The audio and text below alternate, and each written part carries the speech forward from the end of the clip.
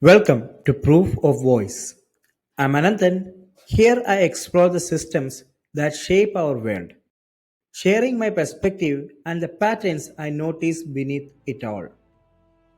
In today's episode, we trace the final evolution of blockchain, how a white paper written by a pseudo anonymous creator turned into a $1 trillion ecosystem reshaping global finance. We will move from crypto's origin to decentralized exchanges, then to DeFi protocols, stablecoins, ETFs, and crypto linked credit cards. The milestones that transformed blockchain from rebellion into infrastructure. This is RealFi, the DeFi evolution. Every revolution begins with a question. For blockchain, that question was simple. Can we trust machines more than people? It was a protest, a way to say we don't trust the system anymore. The year was 2008. In the shadow of the global financial crisis, banks failed, bailouts flowed, and the world realized how centralized the money system really was. Then appeared a 9-page PDF titled Bitcoin, a peer to peer electronic cash system. Its author, Satoshi Nakamoto, an anonymous figure who still remains a mystery. Bitcoin proposed a radical idea: money without intermediaries. No banks, no governments, no middlemen, only math verifying math through cryptography.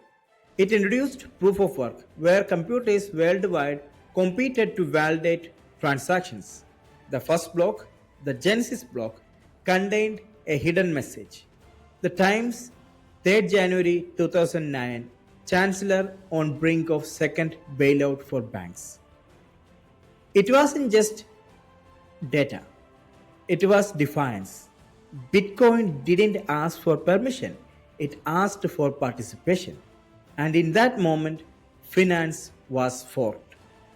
Bitcoin proved that trustless money could exist, but it couldn't do much beyond store and transfer of value.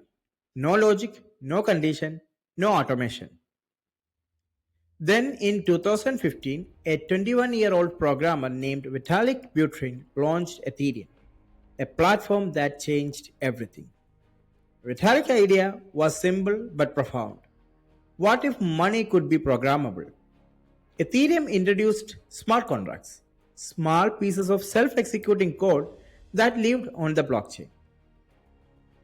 You could define rules like if Alice sends ETH to Bob, release the NFT. Or if collateral drops below 80%, liquidate automatically. It turned blockchain into a global computer, not just a ledger. Ethereum gave rise to DApps, decentralized applications. Developers began building new experiments, decentralized exchanges, lending protocols, governance DAOs, and prediction markets. The blockchain world was no longer about currency, it became a financial operating system. The first wave of innovation, DEX, decentralized exchanges. Traditional exchanges like Coinbase or Binance are centralized. They hold your funds, run the order book, and charge fees. But what if trades could happen directly on chain, peer to peer? The first attempts, Ether Delta in 2016, IDEX, and 0x Protocol in 2017, were clunky and slow. Yet they pioneered an idea that would explode in 2020's DeFi summer: automated market makers. Then came Uniswap, created by Hayden Adams in 2018. Instead of buyers and sellers, Uniswap used a simple math formula: X into Y equal to K, the constant product formula. Two tokens in a pool, prices adjusted automatically as people trade. Liquidity providers earn fees, and for the first time, you could trade an ERC20 token instantly, permissionlessly, without a company behind it. Uniswap's success was brilliant. Billions in volume, thousands of copycats, and new innovations like SushiSwap Curve, and Balancer. DEXs became the heartbeat of the DeFi ecosystem. They embodied the ethos of blockchain itself. No middleman, no borders, no downtime. But the true financial revolution was yet to come. Trading was just the start. What about saving, borrowing, lending, the core of finance? Enter DeFi, decentralized finance. Protocols like Compound, MakerDAO, and Aave recreated the services of banks using smart contracts. You could deposit crypto and earn interest or borrow instantly against your holdings. For example, Compound lets users earn a variable annual percentage yield, algorithmically adjusted by supply and demand. Aave introduced features like flash loans, allowing users to borrow millions without collateral as long as they repaid within the same transaction. Flash loans became the hackers and arbitrage's tool of choice. One transaction could exploit price difference across exchanges, earning profits in seconds. By 2021, DeFi protocols held over 100 billion USD in total value locked. Yield farming, staking, liquidity mining became buzzwords, and investors poured in. But this explosion came with risk. Smart contract bugs, rug pulls, unaudited protocols leading to billions in losses. Still, innovation was relentless. DeFi showed that finance could run without banks, powered by transparent open source code. There was one problem: volatility. Bitcoin and ETH fluctuated widely. You couldn't price coffee in ETH if it changed 10% in an hour. The solution came in the form of stablecoins, digital tokens pegged to fiat currencies, mostly the US dollar. The first major one, USDT by Tether, launched in 2014. It promised a 1:1 backing with USD. Then came USDC by Circle and DAI, the decentralized alternative powered by MakerDAO. Tether, USDC, and DAI each told a different story. Tether relied on reserves. USDC leaned on compliance. DAI was purely algorithmic. For the first time, crypto could hold a dollar's worth of value without touching a bank. Stablecoins become the foundation of the crypto economy, the unit of account in DeFi. They bridged two worlds, volatile crypto and stable fiat. Today, over 305 billion USD worth of stablecoins circulate globally. They power remittance, trading, payroll, and even savings in inflation hit countries. Governments noticed too. Central banks began exploring CBDCs, central bank digital currencies, like India's e-rupee. Stablecoins proved that blockchain could complement, not compete with traditional money. They were the first real world interface for crypto. For years, crypto lived in a parallel universe: retail traders, Reddit forums, and memes. Then the institutions arrived. Bitcoin ETFs were the gateway.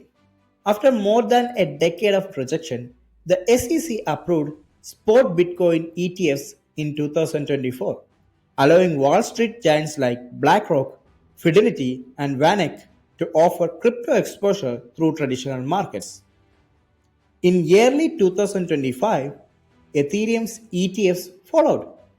Institutional investors, from pension funds to hedge funds, now held tokenized exposure without wallets or private keys. It was symbolic. The same financial system Bitcoin tried to escape was now buying into it. But that's evolution, not irony. With regulation came credibility. Countries like Singapore, Switzerland, and the UAE rolled out clear frameworks for digital assets. Even India, cautious at first, began piloting blockchain based central bank settlements and launched National Blockchain Framework in September 2024 with a 64.76 crore budget. Crypto was no longer the Wild West. It had entered the boardrooms and balance sheets of global finance. Today, we are in the real fi era. Real finance powered by blockchain. DeFi is no longer experimental. It became invisible, integrated into traditional systems. Crypto debit and credit cards now lets you spend USDC or Bitcoin anywhere Visa and MasterCards are accepted. Platforms like Crypto.com, Binance Card, BitPay convert crypto to fiat on the fly. Major payment processors PayPal, Stripe, and Revolt have added stablecoin support. In 2023, PayPal launched PiUSD, its own Ethereum-based stablecoin, proving that fintech is embracing blockchain's rails. Meanwhile, tokenization is reshaping asset markets. BlackRock launched a tokenized fund on Ethereum. Franklin Templeton runs US Treasury funds as tokens. Real estate, carbon credits, and royalties are being fractionalized on chain. We are also seeing on chain credit scoring and blockchain payrolls, where employees are receiving salaries in stablecoins across borders in seconds. These are not crypto projects anymore. They are financial primitives, quietly replacing legacy rails. Let's pause for perspective. In 2017, total crypto market capitalization was under 20 billion. Today, it's over 3.57 trillion. Daily on-chain transaction volumes surpass Visa's global settlements on some days. Tether alone settles more volume than PayPal. Over 560 million people worldwide now own some form of cryptocurrency. Countries like Nigeria, Turkey, and Brazil lead in real world crypto adoption due to inflation and currency instability. The narrative has flipped. Crypto is no longer an asset class, it's a financial network, one that transcends borders, institutions, and even ideologies. This is what I call real fun, the merging of decentralized technology with the needs of real economies. But let's not romanticize it. The road to real fi is full of challenges. Regulatory uncertainty still looms large. Governments debate how to classify tokens as securities, commodities, or something new entirely. Scams and hacks continue to plague DeFi. Over 2 billion was lost to exploits in 2025 alone. Security audits, insurance protocols, and legal clarity are still catching up. Interoperability remains a hurdle. Over hundreds of blockchains exist, but bridging them safely is difficult. And then there is the environmental question. Proof of stake improved efficiency, but sustainability and governance remains a concern. Yet, progress continues. Ethereum's merge, layer 2 scaling solutions, blobs, and account abstraction are making blockchain faster, cheaper, and more user friendly. We are heading towards a future where interacting with the DeFi will feel no different than opening a banking app, except the backend is decentralized. So, what did we learn from this 15-year journey? Bitcoin taught us trustless value. Ethereum taught us programmer value. Dexes taught us open markets. DeFi taught us self-sovereign finance. Stablecoins taught us stability and usability. ETFs taught us institutional legitimacy. And RealFi, it is teaching us integration. Blockchain began as an outsider. Now it is becoming the very infrastructure that the traditional finance relies on. We have come full circle from disrupting trust to defining trust. This has been Proof of Voice, Episode 1, RealFi, the DeFi Evolution. If today's conversation helped you connect the dots between crypto, DeFi, and the real world adoption, share it, like, and subscribe to us. In the next episode, I'll dive into the Ethereum's Fusaka upgrade, breaking down what it brings to the table, PeerDAS, Bob scaling, gas limit boost, and why it marks a new chapter in the Ethereum evolution. Until then, stay curious, stay verifiable, and remember, your voice is your proof.